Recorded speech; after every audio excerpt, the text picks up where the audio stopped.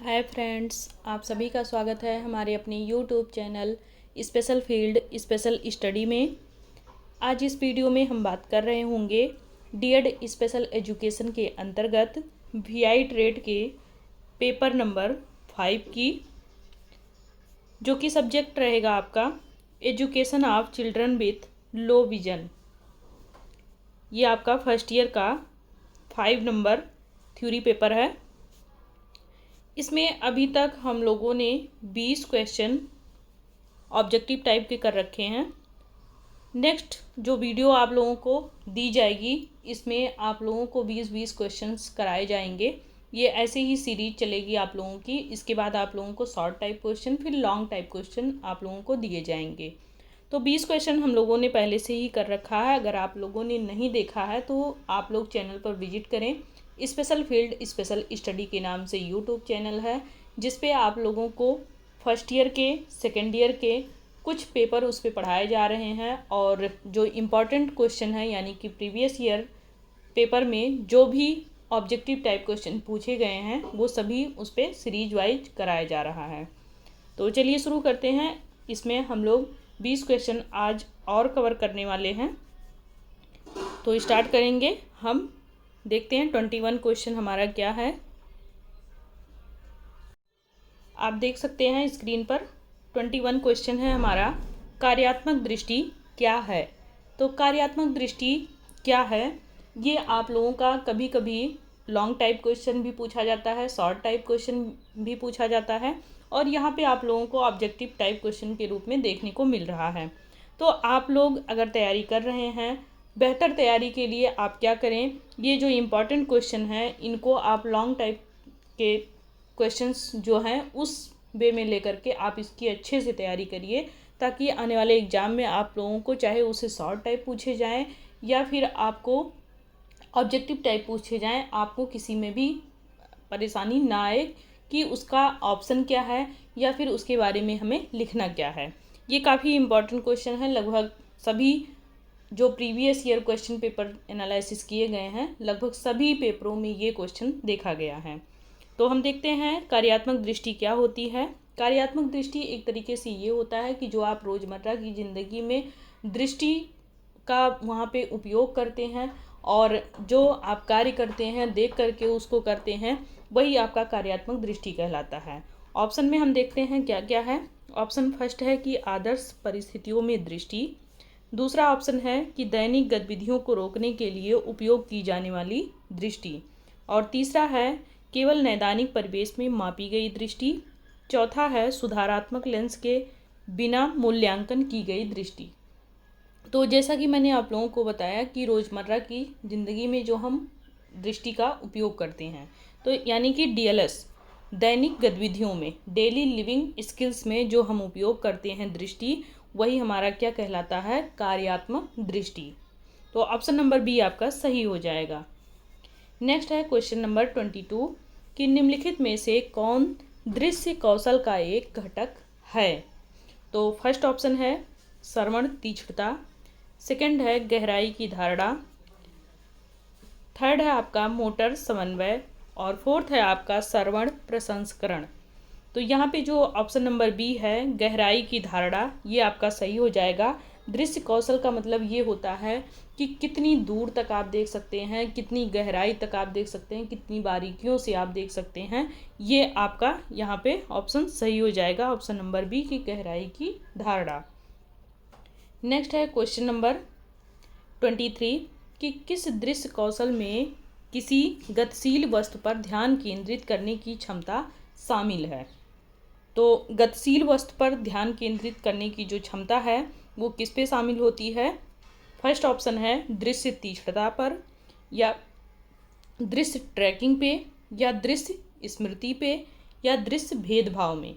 तो यहाँ पे जो गतिशील वस्तु पर, जब जैसे मान लीजिए आपके सामने कोई व्यक्ति है और वो आपके नज़रों के सामने जा रहा है और दूर तक वो जा रहा है और आप उसको देखे जा रहे हैं, और एक टक अगर आप देख रहे हैं और वो एक समय ऐसा आ रहा है कि वो काफ़ी दूर निकल जा रहा है और आपको दिखाई देना बंद हो जा रहा है, यानी कि आपकी आंखें कहाँ तक उसको ट्रैक कर पा रही हैं, कहाँ तक आपकी आंखें उस व्यक्ति को देख पा रही हैं, वही आपका क्या कहलाता है, दृश्य ट्रैकिंग। ऑप्शन नंबर बी आपका इसमें सही रहेगा। नेक्स्ट है क्वेश्चन नंबर 24 कि दृश्य विभेदन एक बच्चे को क्या करने की अनुमति देता है। तो फर्स्ट ऑप्शन है कि दृश्य विभेदन एक बच्चे को समान आकृतियों और रूपों के बीच में अंतर करना, या फिर दृश्य जानकारी को याद रखना, या चलती हुई वस्तु का अनुसरण करना, या फिर विभिन्न प्रकाश स्थितियों में समायोजित करना। तो यहाँ पे जो सबसे बेस्ट ऑप्शन है वो है कि समान आकृतियों और रूपों के बीच में अंतर करना।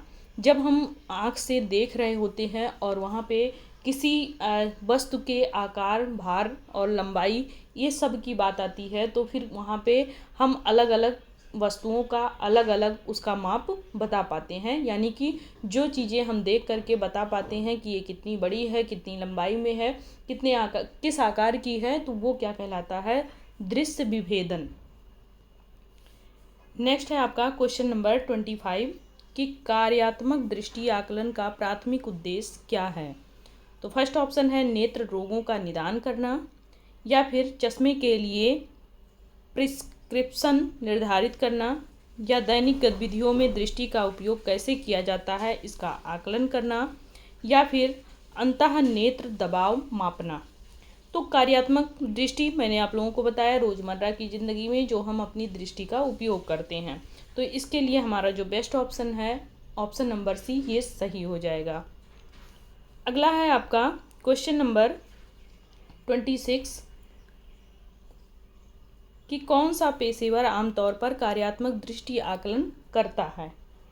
तो आइडियोलॉजिस्ट करता है, या फिर ऑप्टोमेट्रिस्ट करता है, या फिर स्पीच थेरेपिस्ट करता है, या फिजिकल थेरेपिस्ट करता है। तो आइडियोमीटर आपका जो हियरिंग बच्चे होते हैं उनके लिए होता है। स्पीच थेरेपी जो बच्चे बोलने में असमर्थ होते हैं यानी कि वाणी विकार होता है उनके लिए ये होता है। फिजिकल थेरेपी जिन्हें शारीरिक प्रॉब्लम होती है। यहाँ पे दृश्य आकलन की बात कर रहा है तो ऑप्टोमेट्रिस्ट ये आपका ऑप्शन नंबर बी सही हो जाएगा। अगला है आपका क्वेश्चन नंबर 27 कि कार्यात्मक दृष्टि आकलन के दौरान किस पहलू का मूल्यांकन किया जाता है। तो इसके लिए ऑप्शन दिया गया है कि आनुवांशिक पूर्वाग्रह, या फिर विभिन्न वातावरणों में दृश्य दक्षता, या फिर संज्ञानात्मक क्षमताएं, या फिर सुनने की क्षमताएं। तो कार्यात्मक दृष्टि आकलन के दौरान जो मूल्यांकन किया जाता है वो होता है विभिन्न वातावरणों में दृश्य दक्षता कितनी है, यानी कि वहाँ पे बच्चा अपनी दृष्टि को किस प्रकार से उपयोग कर पा रहा है। तो ऑप्शन नंबर बी आपका ये सही हो जाएगा। अगला है क्वेश्चन नंबर 28 कि कार्यात्मक दृष्टि आकलन में आमतौर पर किस उपकरण का उपयोग किया जाता है। फर्स्ट ऑप्शन है कि ऑटोस्कोप, सेकंड है दृश्य तीक्ष्णता चार्ट, थर्ड है आपका आइडियोमीटर, और फोर्थ है आपका रक्तचाप कफ। तो यहाँ पे आपका कार्यात्मक दृष्टि आकलन में जो उपकरण उपयोग किया जाता है वो होता है दृश्य तीक्ष्णता चार्ट। ऑप्शन नंबर बी सही हो जाएगा। अगला है क्वेश्चन नंबर आपका 29 कि दृश्य उत्तेजना का प्राथमिक लक्ष्य क्या है। फर्स्ट ऑप्शन है अपवर्तक त्रुटियों को ठीक करना, सेकंड ऑप्शन है शेष दृश्य कार्य को बढ़ाना, थर्ड है दृश्य दुर्बलताओं का निदान करना, फोर्थ है दृश्य तीक्ष्णता को मापना। तो दृश्य उत्तेजना का मतलब ये होता है कि किसी भी बच्चे में या व्यक्ति में जब वो दृश्य को खो देता है तब उसमें कुछ ना कुछ अगर बची हुई दृश्य क्षमता होती है तो उसको फिर क्या किया जाता है, उसके उपयोग में लाया जाता है किसी भी कार्यविधि के द्वारा या एक्टिविटी करा के। तो यहाँ पे शेष दृश्य कार्य को बढ़ाना यानी कि जो कुछ बची हुई अभी भी उसके आँख में रोशनी होती है उसका उपयोग करके उस बच्चे को आगे सिखाना। नेक्स्ट है क्वेश्चन नंबर 30 कि निम्नलिखित में से कौन सी विधि दृश्य उत्तेजना के लिए उपयोग की जाती है। तो जो ये हम बच्चे में बची हुई दृष्टि होती है उसका उपयोग हम कैसे करते हैं ये हम जानेंगे। तो फर्स्ट ऑप्शन है श्रवण प्रशिक्षण के माध्यम से। तो ये बिल्कुल नहीं हो सकता है। श्रवण प्रशिक्षण जो होता है जो बच्चे सुन नहीं पाते उनके लिए।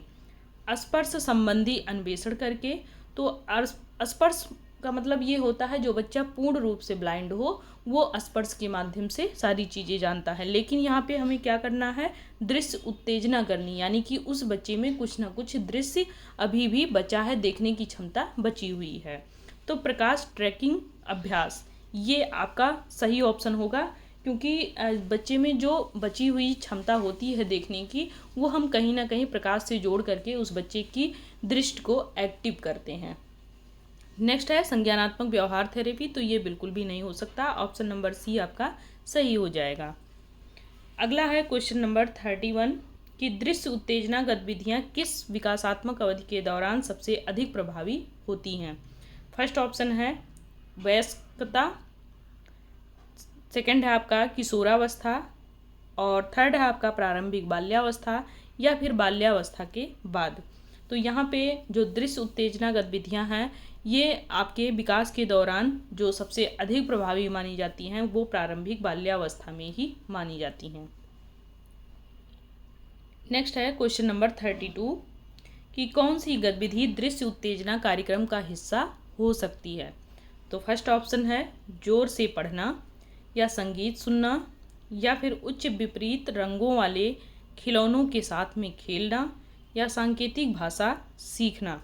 तो यहाँ पे जो दृश्य उत्तेजना कार्यक्रम होता है उसका जो हिस्सा हो सकता है वो हो सकता है ऑप्शन नंबर सी, उच्च विपरीत रंगों वाले खिलौनों के साथ में खेलना। नेक्स्ट है आपका क्वेश्चन नंबर 33 कि दृश्य क्षमता या कह लीजिए इसको दक्षता बढ़ाने का लक्ष्य क्या है। तो फर्स्ट ऑप्शन हो जाएगा चश्मे की जगह कॉन्टैक्ट लेंस लगाना, या फिर उपलब्ध दृष्टि का अधिकतम उपयोग करना, या श्रवण प्रसंस्करण में सुधार करना, या दृश्य सहायता की आवश्यकता को समाप्त करना। तो यहाँ पे ऑप्शन नंबर बी सही हो जाएगा। दृश्य दक्षता बढ़ाने का जो लक्ष्य होता है वो उपलब्ध दृष्टि का अधिकतम उपयोग करना होता है। जितना आप उपयोग करेंगे उतना ही जो दृश्य दक्षता होती है वो बढ़ती जाती है, यानी कि बची हुई क्षमता वो आपकी और एक्टिव होने लगती है और धीरे धीरे वो बढ़ती है। नेक्स्ट है क्वेश्चन नंबर 32 क्वेश्चन है कि दृश्य दक्षता बढ़ाने के लिए आमतौर पर किस टेक्निक का उपयोग किया जाता है। तो जो बची हुई क्षमता है उसको हम कैसे बढ़ाते हैं, संज्ञानात्मक प्रशिक्षण दे करके, या शारीरिक व्यायाम करके, या फिर कार्य प्रकाशन अनुकूलन, या फिर आहार संशोधन। तो यहाँ ऑप्शन नंबर सी सही हो जाएगा, कार्य प्रकाश अनुकूलन के माध्यम से। नेक्स्ट है क्वेश्चन नंबर 35 कि दृश्य दक्षता प्रशिक्षण में अक्सर निम्नलिखित में से क्या शामिल होता है। फर्स्ट ऑप्शन है नियमित नेत्र परीक्षण करके, या दवा प्रबंधन करके, या आवर्धन उपकरणों का उपयोग करके, या स्पीच थेरेपी के माध्यम से। तो यहाँ पे दृश्य दक्षता प्रशिक्षण में आपके आवर्धन उपकरणों का उपयोग ये आपका शामिल है। ऑप्शन नंबर सी सही हो जाएगा। अगला है क्वेश्चन नंबर 36 कि दृश्य दक्षता बढ़ाने में पहला महत्वपूर्ण कदम क्या है। फर्स्ट ऑप्शन है संपूर्ण दृष्टि मूल्यांकन करना, या फिर सुधारात्मक लेंस निर्धारित करना, या संज्ञानात्मक हानि की पहचान करना, या रक्त परीक्षण करना। तो यहाँ पे ऑप्शन नंबर ए सही हो जाएगा, संपूर्ण दृष्टि मूल्यांकन करना। बच्चे में कितनी क्षमता बची हुई है देखने की उसका पूरा आप उसको अच्छे से मूल्यांकन करें। नेक्स्ट है क्वेश्चन नंबर 37 कि दृश्य दक्षता परीक्षण कार्यक्रम की प्रभावशीलता को कौन सा कारक महत्वपूर्ण रूप से प्रभावित कर सकता है। तो यहाँ पे फर्स्ट ऑप्शन है बच्चे की उम्र, या फिर इस्तेमाल किए जाने वाले सुधारक लेंस का प्रकार, या बच्चे के खेल में रुचि, या प्रशिक्षण उपकरणों का ब्रांड। तो ब्रांड यहाँ पे इसका कोई मतलब ही नहीं है। बच्चे के खेलों में रुचि ये भी यहाँ कोई मतलब नहीं रखता है। इस्तेमाल किए जाने वाले सुधारक लेंस का प्रकार तो ये भी यहाँ पे कोई मायने नहीं रखता है। बच्चे की जो उम्र है ये ज़्यादा यहाँ पे ज़रूरी है, क्योंकि दृश्य दक्षता परीक्षण आप किस प्रकार से दे रहे हैं और किस बच्चे को दे रहे हैं, कौन सी उम्र में है वो, ये यहाँ पे आपका कहीं ना कहीं बहुत बड़ा रोल होता है।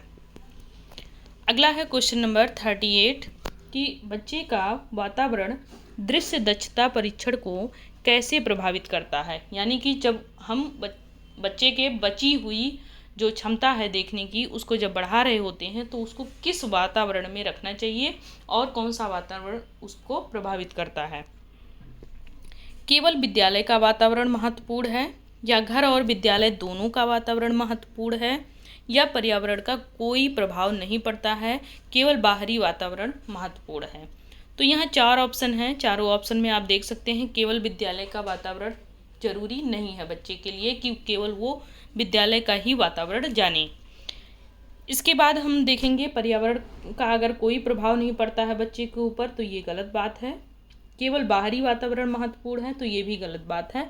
कि ऐसे निगेटिव वर्ड्स के अगर ऑप्शन हैं तो वो गलत माने जाएंगे।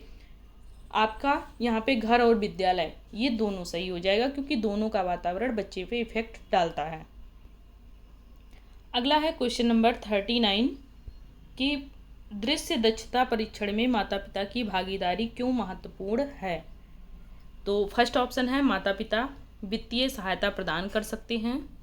सेकंड है माता पिता घर पर प्रशिक्षण गतिविधियों को सुदृढ़ कर सकते हैं। थर्ड है माता पिता दृष्टि समस्याओं का निदान कर सकते हैं। और फोर्थ है माता पिता शिक्षकों की जगह ले सकते हैं। तो यहाँ ऑप्शन नंबर बी आपका सही हो जाएगा, माता पिता घर पर प्रशिक्षण गतिविधियों को सुदृढ़ कर सकते हैं। अगला है इस सीरीज का लास्ट क्वेश्चन कि कौन सा कारक दृश्य दक्षता परीक्षण की सफलता को नकारात्मक रूप से प्रभावित कर सकता है। तो नकारात्मक रूप से जो प्रभावित करता है, इसमें हम सबसे पहले इसको गोला बना लेंगे ताकि हमें जो सही ऑप्शन है वो चुनने में आसानी रहे। लगातार सुदृढ़ीकरण, तो हमें नकारात्मक ढूंढना है तो ये आपका वैसे गलत हो जाएगा, बाकी ये ऑप्शन सही है। नियमित अनुवर्ती कार्रवाई की कमी, ये आपका सही हो जाएगा यहाँ पे ऑप्शन, क्योंकि यही आपका यहाँ पे नकारात्मक दिख रहा है। लेकिन हम आगे भी पढ़ेंगे, उसको छोड़ेंगे नहीं। सहायक उपकरणों का उपयोग करके, तो ये आपका पॉजिटिव है। सकारात्मक सुदृढ़ीकरण, तो ये भी आपका सकारात्मक आपका ऑप्शन है, तो ये भी आपका सही नहीं होगा क्योंकि नकारात्मक यहाँ पे पूछ ही रखा है। क्वेश्चन को हम ध्यान से पढ़ेंगे तभी हम ऑप्शन लगाएंगे। तो ऑप्शन नंबर बी आपका यहाँ पे सही हो जाएगा। तो इस तरीके से आपके 40 क्वेश्चन पेपर नंबर 5 में कराए गए हैं, जो कि VI ट्रेड का है। यदि आप हमारे चैनल पे नए हैं तो हमारे चैनल को सब्सक्राइब करें, और जो आपके अन्य साथी हैं उनको भी ये वीडियो शेयर करें ताकि उनकी भी तैयारी अच्छे से हो सके। तो अगर आप लोगों को वीडियो अच्छी लग रही हो तो कमेंट बॉक्स में ज़रूर बताएं। आप कमेंट बॉक्स में जब कमेंट करते हैं तो देखकर हमें भी अच्छा लगता है, और हमें भी एक तरीके से कह लीजिए कि मोटिवेशन मिलता है और वीडियो बनाने की इच्छा भी होती है। तो आप लोगों को अगर ये हेल्पफुल लग रहा है तो कमेंट में बताना भी ना भूलें, और जो कुछ समस्या आ रही है उसको भी आप लोग कमेंट में ज़रूर लिखें। तो तब तक के लिए आप लोग इस वीडियो को एंजॉय करें, एंजॉय के साथ में तैयारी करें। Bye bye, take care.